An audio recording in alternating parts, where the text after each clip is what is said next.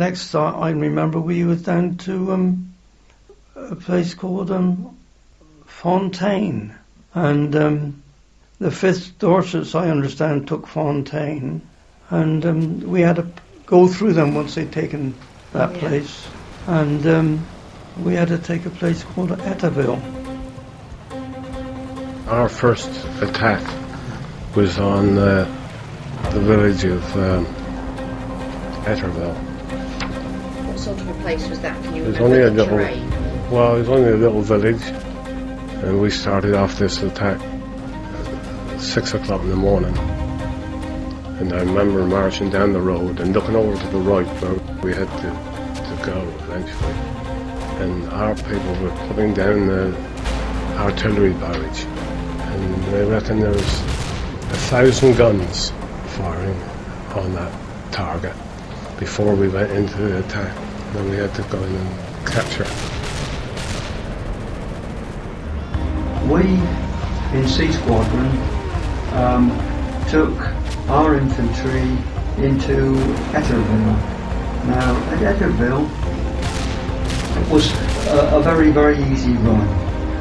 You had these massive 88 guns and they'd knock anything out. And that was because they had the advantage of us. They was already dug in and our tanks wouldn't stand up to it. And then just after that we had to form up then and we had to do our first attack. That was on Éterville, that's why you see my house, my bungalow's called Éterville. And I was wounded at Éterville. And we got there early hours of the morning. And we thought, if this is war, it was quite a good battle. And we got through, we done it.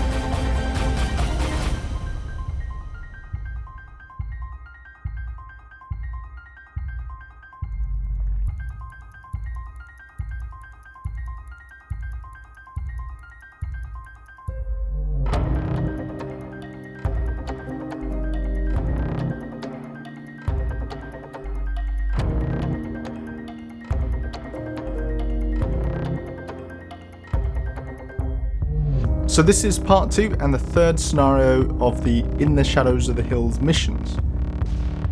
Its main focus is the 4th Dorset's attack on the village of Éterville, codenamed Gloucester, and as with the first part, we're working with the 2 lead companies of the battalion supported by tanks. This scenario covers the full objective in a single game, and we've also got a sub-task of taking the lead companies from 5th Dorsets towards the Eversea-Caen road. The original scenario is part of the Commonwealth module, and I've edited it to switch a 2nd squadron of tanks out for a single troop of crocodiles from the vehicle pack. This was based on information I'd read from Tim Saunders' book on Hill 112, but apart from the battalion forming up, I'd not read about how the battle went before playing. So I arrived at the scenario with nothing but the experience of playing as the Tommies so far. In some cases these lessons pay off. In other cases, painful new lessons are learned. And as with all the British missions so far, it's a grim, long slog.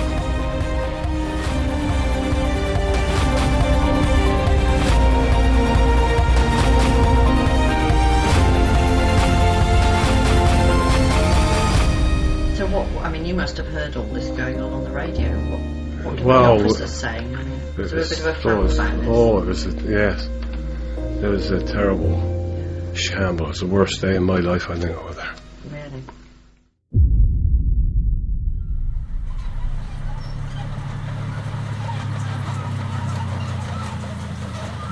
It was in a valley, actually. We were running through a valley at the time. We went up through a grass field. There's corn on the left-hand side. And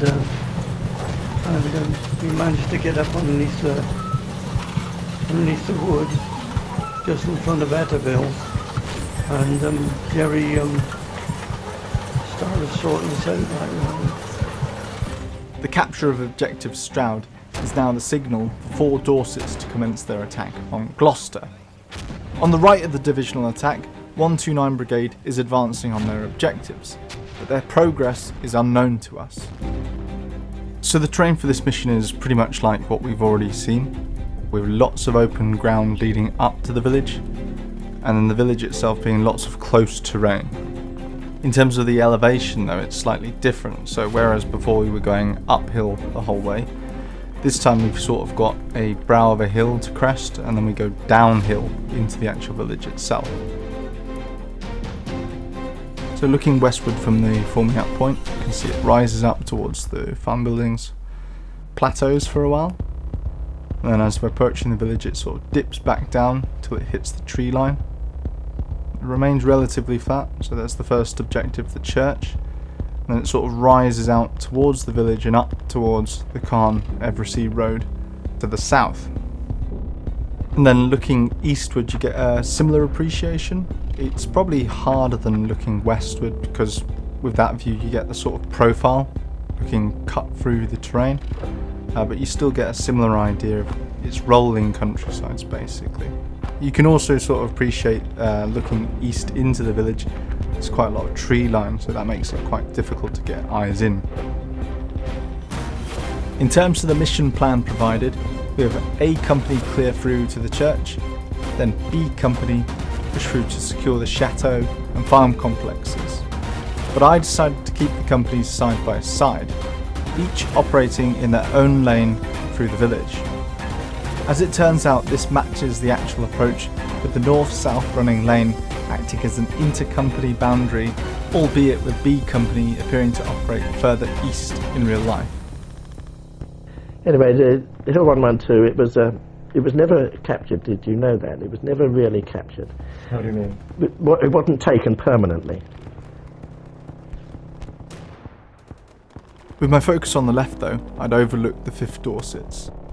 I was near the end of this particular line, and just across there was a big haystack, and Jerry fired across some phosphorus shells and set fire to this haystack, and out of the burning hay came 2 snipers. 2 of their snipers? 2 of their snipers had been in this haystack, and a lot of our chaps had been getting nicked with bullets, and nobody knew quite where it was coming from, and that's where these guys were, in this haystack. I forget who our officer was, but I know he came across like a madman, and he came rushing across and grabbed my rifle with a bayonet on and went across and rammed it into these snipers as they were on the ground. As in real life, a jumble of stragglers from the chateau fighting still litter the battlefield. Some of them are choosing to stay and snipe, and others seem to be breaking off towards Éterville. But this subtle detail again shows the depth the combat mission will go to match the actual confusion and drama that accompanied that morning. I remember once, the only prayer I can remember saying, please God don't let the next one get me. As I say, I can never think why we stayed there, because it was being shelled most of the time.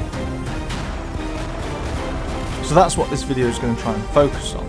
The small details and problems faced that morning by the various units and how the mission manages to portray them.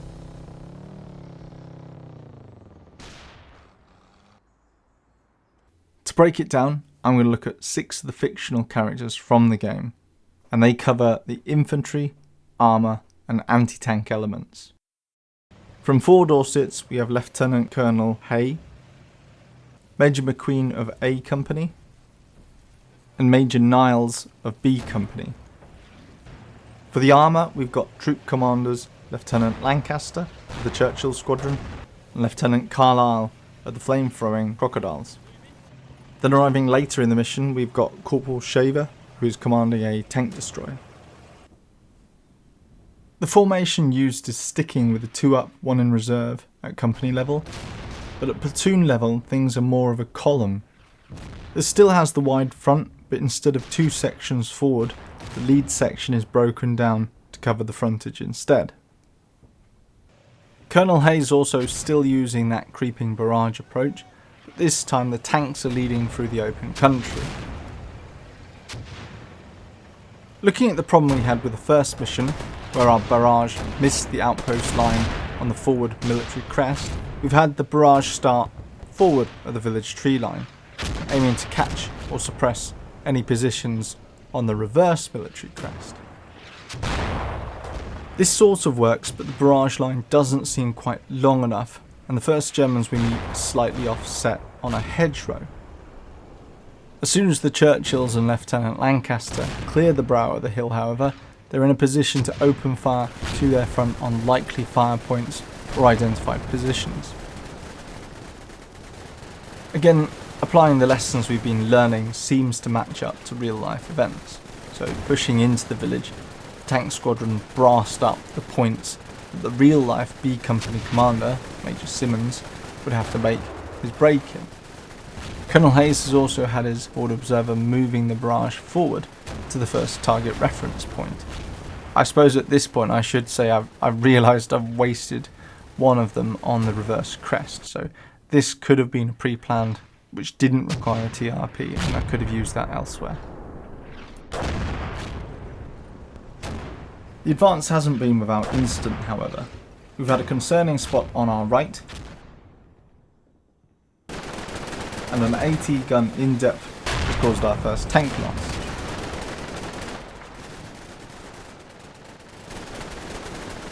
Spotters in Horseshoe Wood have also sighted an assault gun, which they call Firearm. Major McQueen's forward right platoon makes contact with the outpost line.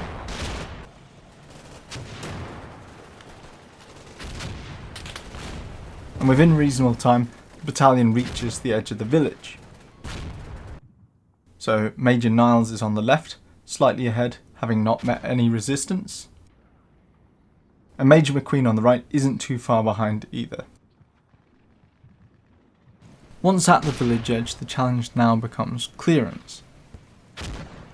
This is the point that marrying up events to real life becomes difficult. Pinning down exactly when various events happened is difficult, and this again pops up in reading. Some of the primary sources, such as infantry war diaries, are written up sometime after the event.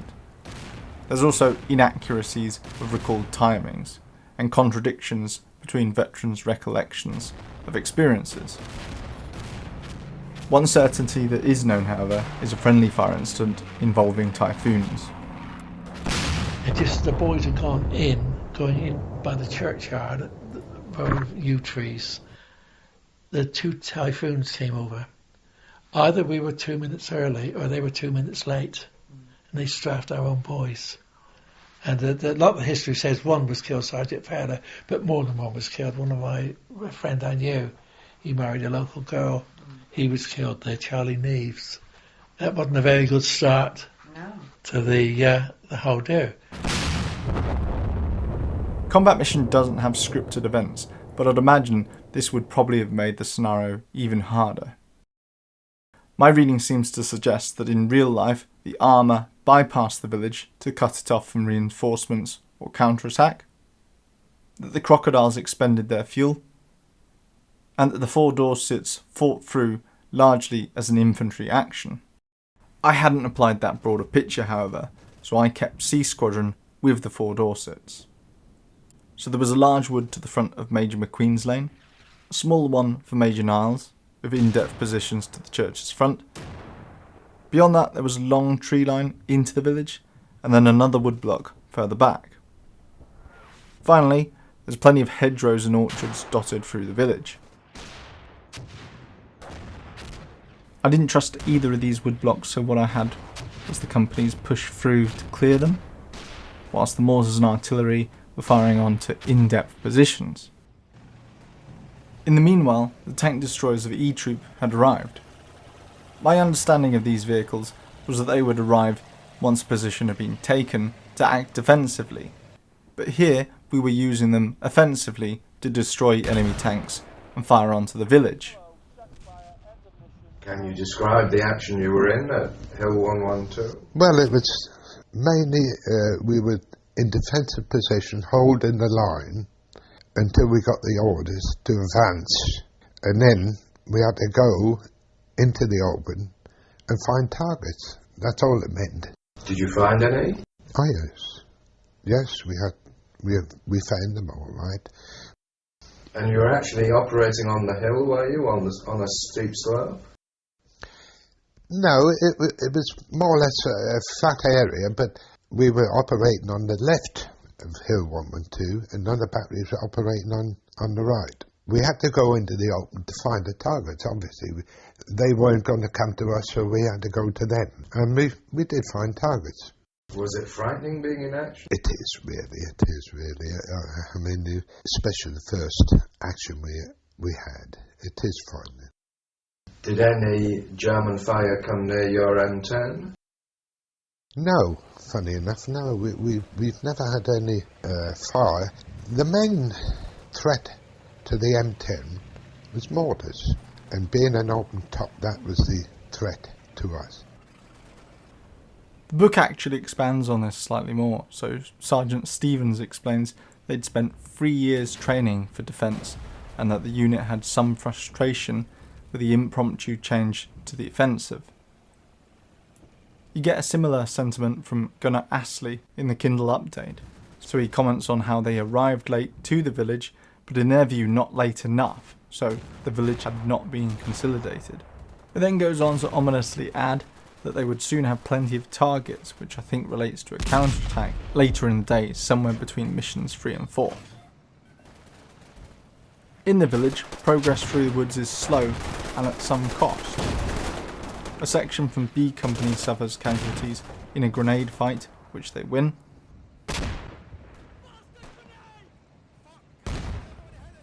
And the leftmost platoon comes under fire from the church. A Company is also experiencing difficulties on the right.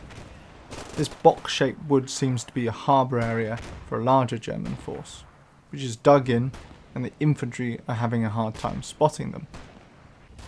So I decide to pull them back slightly and have the crocodiles handle it. I really don't like taking infantry losses. What I'm trying to do here is fight as unevenly as possible. I'm also keen to try out the experimental specialist armoured vehicles featured from the vehicle pack.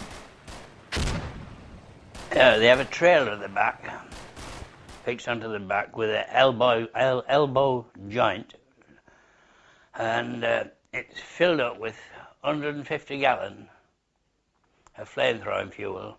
It was never used against personnel, but when they got into certain positions, they couldn't get any further, the infantry. They used to fetch us up, and there might be a barn, and it might be full of some sort of enemy Germans, and they couldn't get no farther. So what we did was set fire to the barn, and obviously they get out. They didn't burn them, but they got out. If any got burnt, it was by accident. Never used against personnel at all. We were in support of infantry. Our role always was infantry support. Can you haven't said anything about the use of the flamethrowers in Normandy. Can you describe how they were used and how effective they were? They were used, unfortunately, in penny packets. I don't remember we ever did a squadron assault with the regiment. More often than not, it was a matter of a troop action.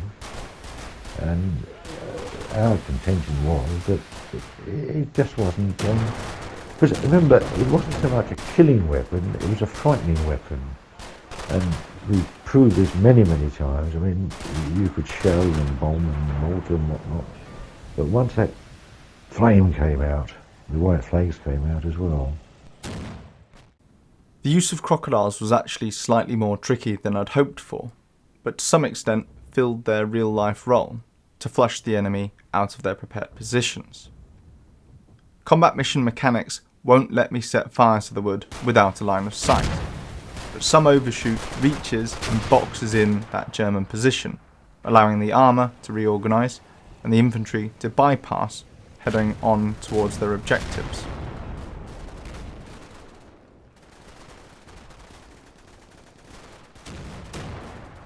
Major McQueen keeps his reserve platoon back to box in the wood whilst his other platoons begin moving on towards the chateau.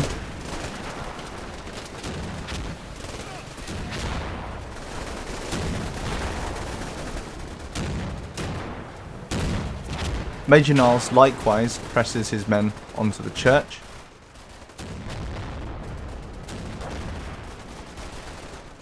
And then this has the support of the tanks, so it's not entirely an infantry action.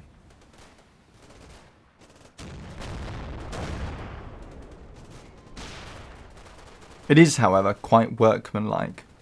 The Germans have very good positions and probably lack the imagination to flank or apply some level of tactical finesse.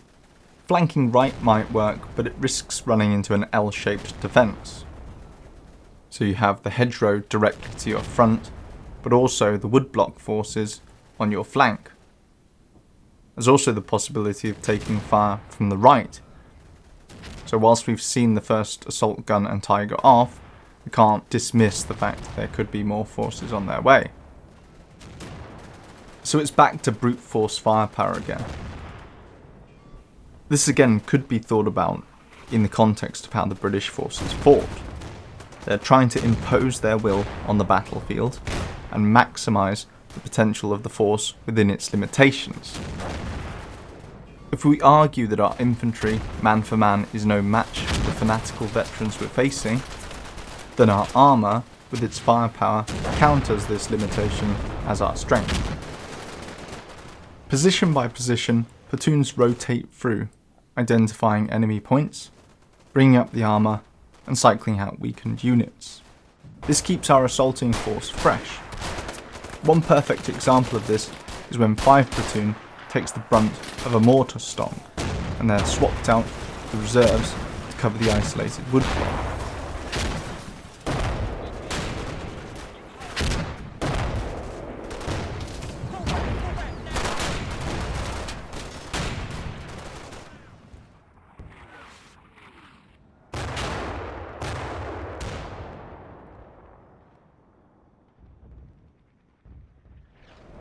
Getting the Germans off their positions or to surrender takes time though, and they're again refusing to give up ground, fighting to the bitter end where they stand. But as we begin to box them off, Colonel Hay is able to release the tanks, allowing them to take up positions on the Caen-Eversey road. 5th Dorsets likewise reach their objectives, and with these victory points in hand and the Germans steadily losing men, the surrender is triggered. For the full complement of on-map strength, which covers 4 Dorsets, 5 Dorsets, C Squadron of 9 Royal Tank Regiment, E Troop and their AT guns, and the Troop of Crocodiles 141 Royal Armoured Corps, we've suffered 62 killed and 67 wounded. That's about 28% of our force, with 72% still good to go. The SS, however, suffered about half of their men killed, a quarter of their men wounded, leaving about a quarter okay. As for real events, it's still quite difficult to follow what's happening. As it stands, 4th Dorsets have taken Objective Gloucester, and this means 7th Hampshires can now move on to attack Objective Bath. 130th Brigade appears to be on track, so they have their line on the Caen-Eversey road. But when we look to our right and the 129th Brigade, what you can see in the history books is that things are starting to unravel. The unit's progress to their objectives appears to have stalled.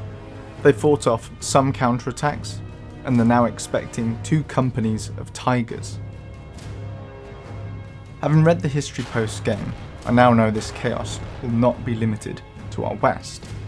In the attack on Malto, ends up being somewhat of a fiasco in real life, with back and forth attack and counterattack through the day.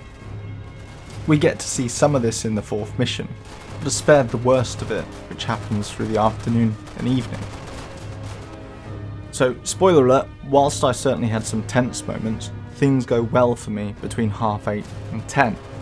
But in real life, things get pretty dicey. The battalion commander of 7 Hampshires was wounded around 10:15, then again fatally 15 minutes later, while standing up, threatening to shoot anybody trying to surrender. By 1 o'clock a stalemate had been reached, and at 3 o'clock a commanders' conference decided that 4 Dorsets should move to support 7 Hampshires. Meanwhile a German counterattack is put in, and at 4 o'clock the Dorsets move into Malto coincides with the final act of 7 Hampshires, with their remnants eventually being overwhelmed and withdrawing from the ruins. When did you actually go into action? Well, our first battle was on the 10th of July, which was the battle for Malto, which was the hinge village for the capturing the Éterville Ridge and Hill 112. This was a disastrous battle for the battalion. We formed up on a reverse slope in front of Chateau de Fontaine. The colonel was in front with his walking stick, blew his whistle, and off we went through the standing corn. And then the 7th Hampshires had to come through us and take a village called Mortot. Unfortunately, the Germans were just getting ready to counterattack us, and the Hampshires ran into that, and they were really just about took a really bad hiding.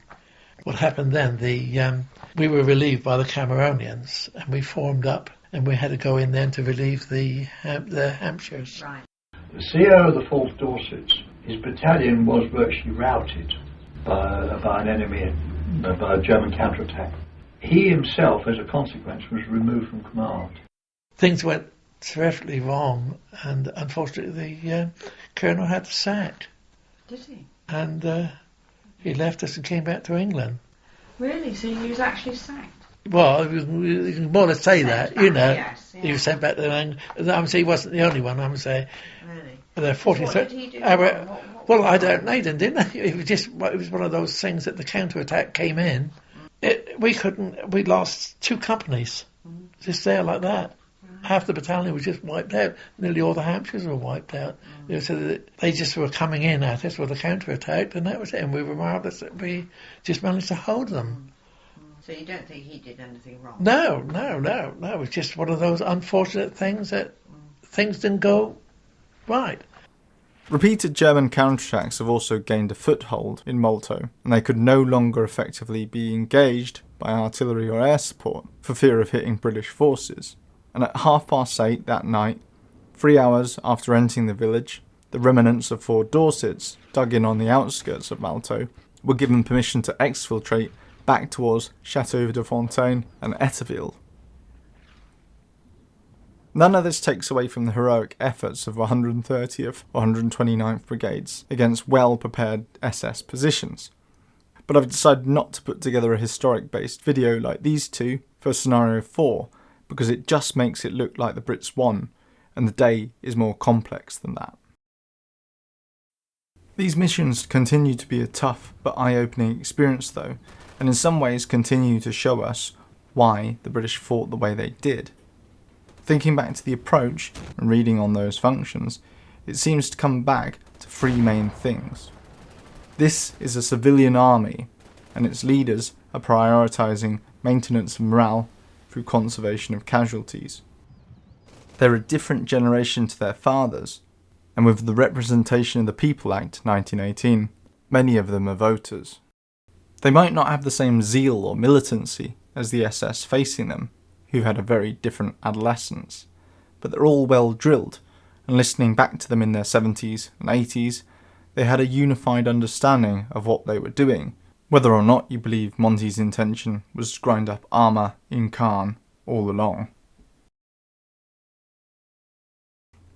Now, actually editing these videos up and taking frame by frame in some cases look at each of the videos, it's been really, really interesting, and you can actually see when you stop and you look at it quite a lot of details, and it's quite humanising. So when we're looking at the M10, for example, you can catch the expression on this chap, and he looks thoroughly done with it all. There's lighter moments as well though, because these are all 18, 20-year-olds, and they are 18 and 20-year-olds. They dick about. There's quieter moments where you can catch them sleeping and resting. So they would have been shattered. And when I read some of the actual accounts, you can see why sleep deprivation plays so heavily in exercises. They would have been absolutely exhausted. There's clumsy moments. So if this chap cartwheeling out of the carrier. And this moment where I have probably been in a similar situation where someone lets off a gun and you give them some choice words. And this one was particularly interesting. So, and I wouldn't have spotted it because it is a single frame where it looks like they've taped over almost. But there is a single frame where you can catch this man's face. And similarly, this one where they're sort of monkey crawling across the ground. I'm uncertain if it's actually during the battle or recreation for the film crews afterwards, because you certainly have this cheeky chappy giving a little wave to the camera. But again, it's quite a relatable piece, quite humanising, because you can see this guy here smoking is absolutely blowing out his arse. And that monkey crawling will do that to you. Now again, in terms of where I am, I'm miles behind my ambitious attempt at doing these missions in line with the actual events. And I'm also creeping up to Remembrance Day as well now. So something I had put together for that, I'm concerned I was going to miss that actual date. So I'll probably use this as an opportunity to add it onto the end here, because I think it still catches, but catching a point that I think we're all trying to make. And some of that's based off podcasts, so Al Murray and James Holland's We Have Ways to Make You Talk. A lot of that is borrowed from there.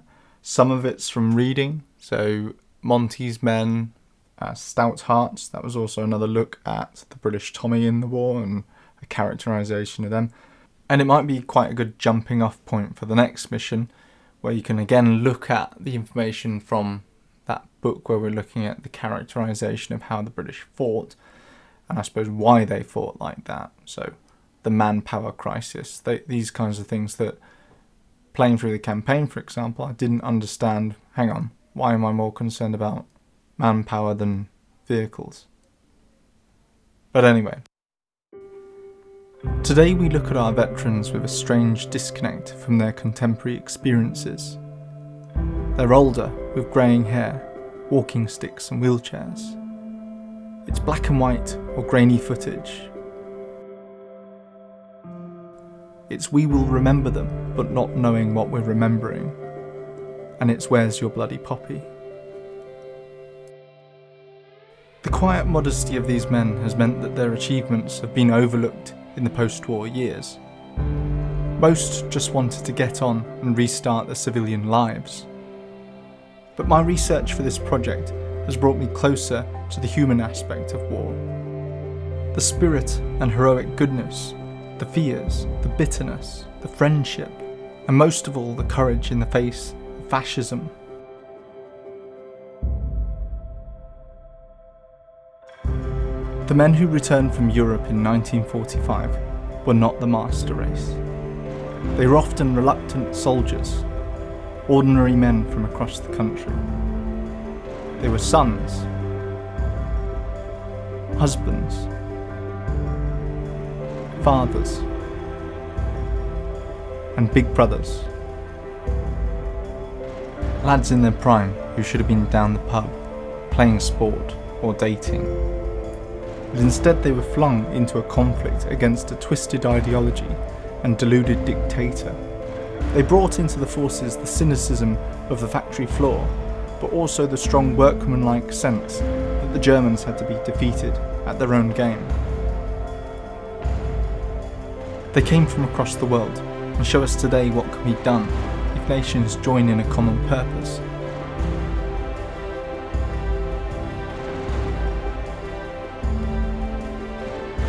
In the UK, we often embody that generation with Dunkirk or Blitz spirit, but their greatest achievements, not just as survival, but as part of the liberation and shaping of Europe. 4 years from their defeat at Dunkirk, Britain had returned to France. If you need something to relate this to, just think of all the things you've been through in the last 4 years. The butcher's bill and daily death tallies, the fear of what was to come, the national resolve, industrial mobilisation, perseverance, and sacrifice.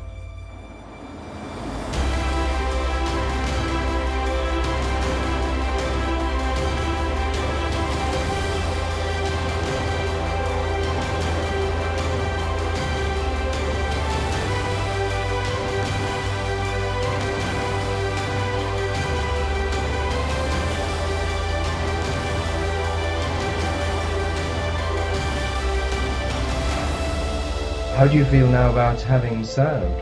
Yes, now some people say I wouldn't have missed it for the world, but I would rather have got on with what I wanted to do with my civilian life. It was just a job, if you know what I mean. It was just a job. I came home, that was that, finished. And I went back to my office and forgot all about the war. I did forget all about it until the 50th anniversary came up. And there I was marching around on the beach in front of all the royal family. The beach was a bit wet and it got into your boots a bit, but so there we are.